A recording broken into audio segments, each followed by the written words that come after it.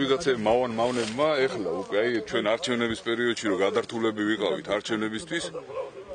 გააკეთეს ყველაფერი იმის რომ შეისყიდეს აუქციონებით მერიიდან აგერ არის დოკუმენტაცია 2012-ში აქვს აი ნახეთ რა 300 კვადრატი 200 კვადრატი 6 კვადრატი 20 კვადრატი და ასე შემდეგ რა აი ესე შეისყიდეს უკვე აი ეს არის თლიანად ამონაწერის ჩამონათვალი და წარმოიდგინეთ რამდენი ნაწილად არის აუქციონზე ეს ნაკვეთი გაყიდული რა აი უყურეთ რა უბრალოდ ენახეთ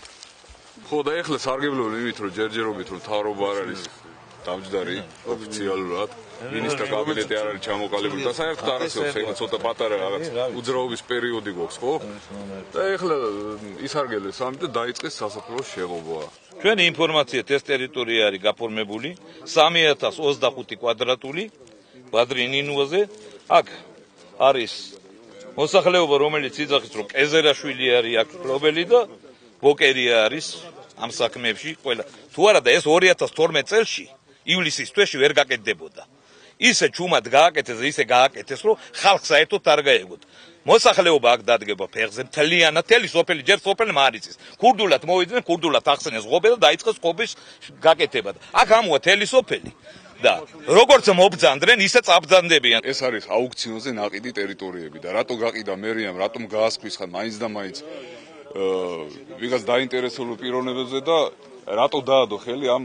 უძირფასეს აი თქო აი ნარგავებს რა ფიჭებს და რომელიც უკვე დასაღუპავთ არიან განწირულები რა და მეუხედავთ კიდევ იმისე რომ წყნეთის მოსახლეობას აღარ ექნება შანსი რომ მომავალში გვაცილოს ღმერთმა და თავისი მიცვალებული რომ დაასაფლავოს რა და კიდევ ერთი პრობლემა არის რომ აქ ჰერმეს გადაეცა მოსავლელთ ადგილობრივი სასაფლაო რომელმაც მარტო ელემენტარულად ის დააწესა რომ ხალხს ახდებინებენ ფულს და მეტი სხვა მიმართულებით მუშაობა არ ხერხდება. სასაფლაო ისე მოულელია, დაბინძურებულია და ისევ კერძო მეპატრონებს, უпроსოდ მიცვალებულების პატრონებს გვიხდება დასუფთავებაზე და ყველაფერიც. აბსოლუტურად არ მიდის ამ მიმართულების რუხ.